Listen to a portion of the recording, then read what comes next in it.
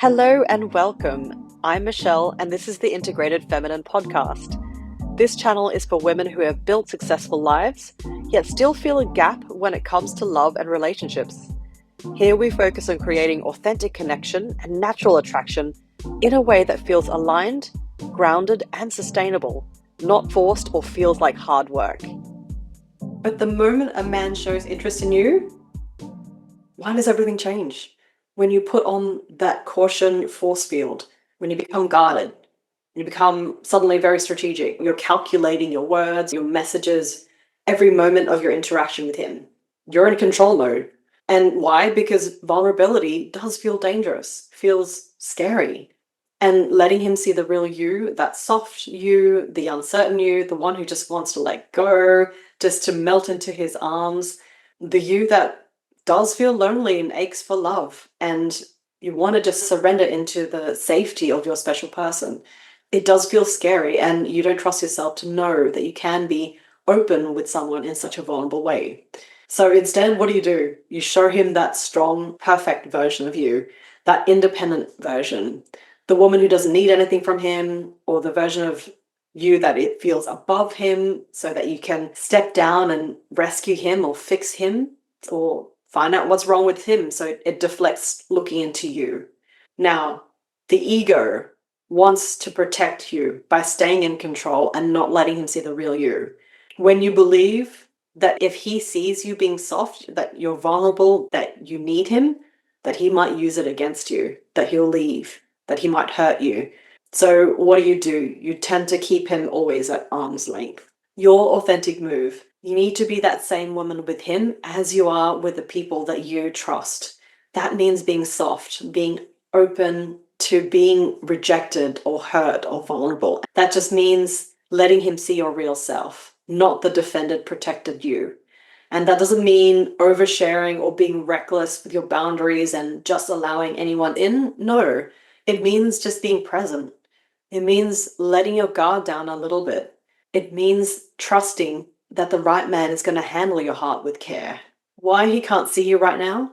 He's meeting your defensive version of you, not your authentic self. And masculine men, ones who are deeply in touch with themselves and are actually very conscious, they can totally feel this distance. He can sense those walls that you're actually not really opening up to him. And he doesn't know who you are because you won't let him see. A man is going to fall in love with your soul, whether it's imperfect, whether it's messy or whatever. And it's not that image of perfection that you may be projecting right now. That right man for you is looking for that softness, the complementary energy to his masculinity. He's looking for someone he can protect, someone he can provide for, someone he can lead. That is what masculine men are hardwired for. But you might not be giving him access to that part of you yet. So he thinks that you don't want him or that you don't have it in you. And he's going to move on if he doesn't see that. So the shift that you need to make is just to dissolve that protective force field. Let him see you. Be as open with him as you are with someone you trust deeply. And then you can watch how his behavior changes and warms to you. Or if it doesn't, that's okay. You have your signal to move on. The third sign is that you're waiting for him to prove himself before you let him in emotionally. Now, this might be a little bit similar, but you might have that checklist. Maybe it's not written down, but it's there mentally, emotionally, unconsciously. He's got to pass that test with you, right? He has to show he's worthy of your time, your vulnerability, your softness to be able to earn seeing the real you. He's going to have to prove himself that he's not going to waste your time or hurt you. And so what you're doing is you're constantly evaluating him. You're watching, you're always testing him, and you're seeing if he measures up or messes up. Does he reply to messages fast enough? Or are they witty enough? Are they boring messages? Is he ambitious enough? Is he emotionally available enough? Does he have his life together? Does he chew weirdly? Is he going to be reliable? So you might see that you're starting to treat this relationship with a very measured caution, very carefully. Like you need to make sure he's a good investment before you commit to him in any emotional capacity. And he can feel your guardedness instead of that normal, fun, flirty, authentic you. The ego is actually staying in control by making him earn access to you. And you might have those beliefs that if you let him in too soon, he's going to take advantage of you. It might have happened in the past for you. So you might keep him on probation, always just on the boundaries. You might make him prove himself or stay really guarded until he passed certain tests that you've unconsciously set for him. But here's the problem. A masculine man, he doesn't want to be evaluated. Would you? No one wants to feel like they're auditioning for a role in someone else's life. Your authentic move here is that you need to be open to connection while also having your healthy boundaries. Now, there's a huge difference between being guarded and being discerning. You can be open to a man and still have standards. You can be vulnerable and know what you won't tolerate. Now, here's your shift. Instead of making him prove himself, just observe how he shows up without judgment, without criticism or measurement. You get to notice his actions. You get to see if his words actually match his behavior. That is integrity. That you can do this from a place of openness, from detachment. You can let him show his true self, and then you can choose if that's the right space for you to open up to him. Why he can't see you right now? Well, a masculine man wants to feel like he's winning you over. He wants to feel like he's pursuing something that matters. He wants to feel like he's worth the effort for you and that you're actually choosing him above anyone else.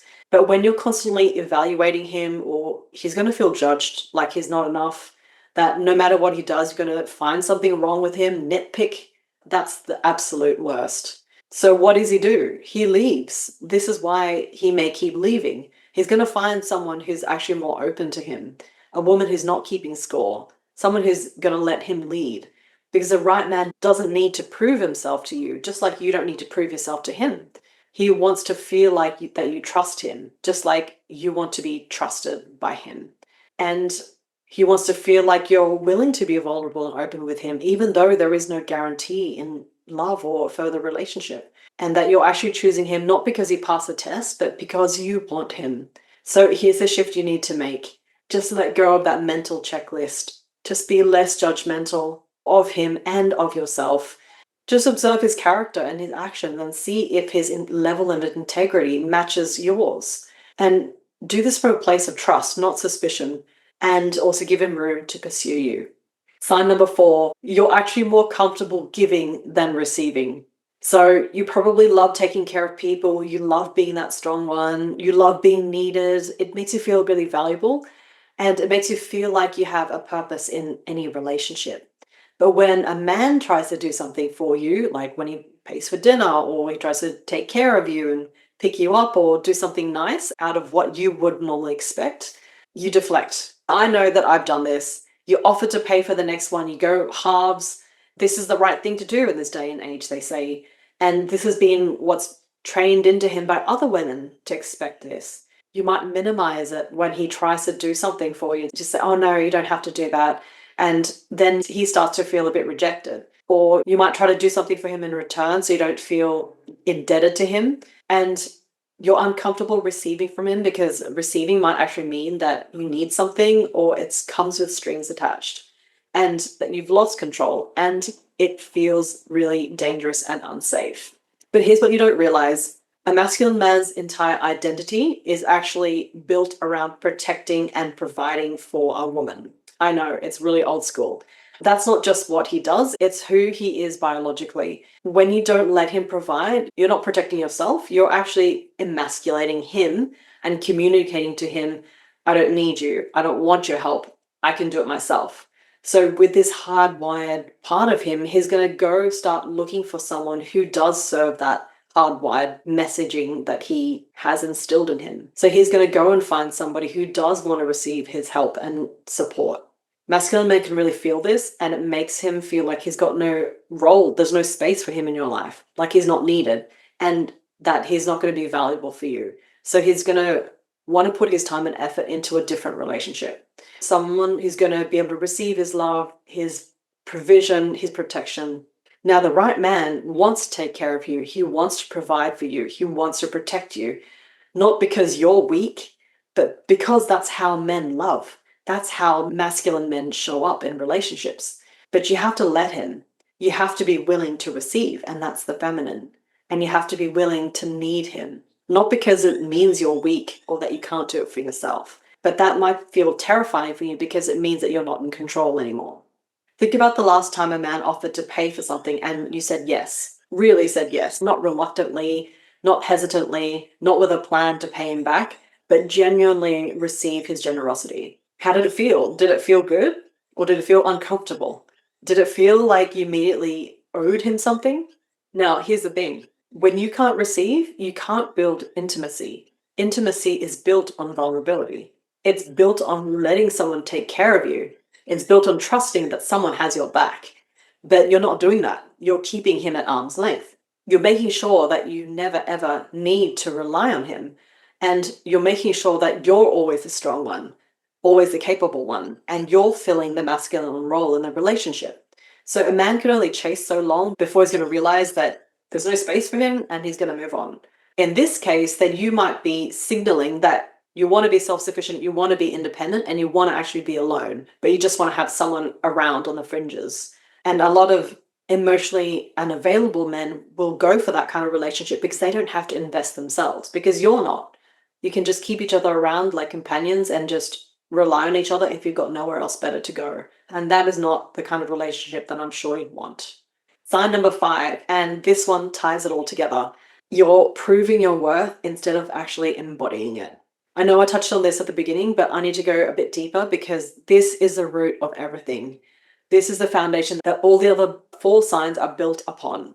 You don't actually believe you're worthy of love and a relationship, not deep down.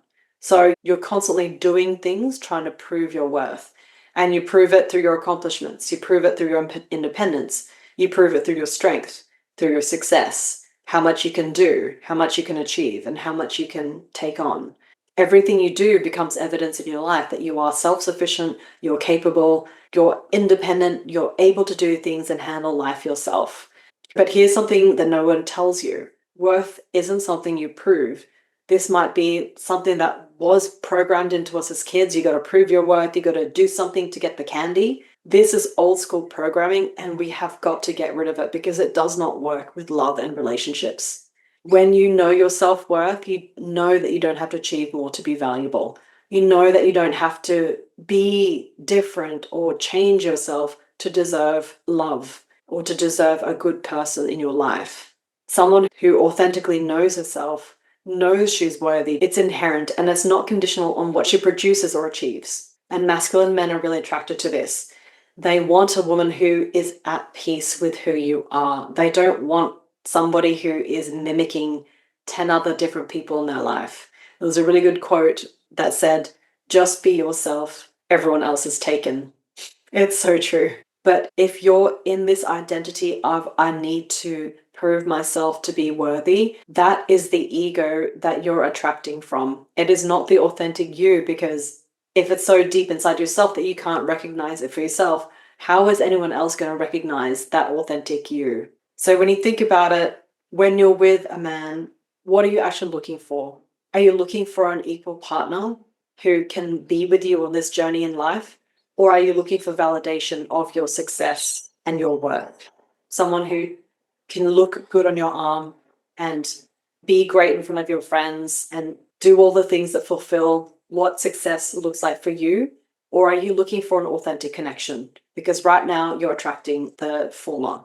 Now, are you looking for someone to build your life with, or someone that signifies that you are worthy? Because those are 2 really different things. When you're looking for validation, you're constantly in evaluation mode. You're always checking, does he respect me? Does he see my value? Is he impressed with what I've accomplished? Does he think I'm enough? And every interaction becomes a test. Everything becomes an opportunity to have to prove yourself that you're perfect, that you are worthy of having love and being in this relationship.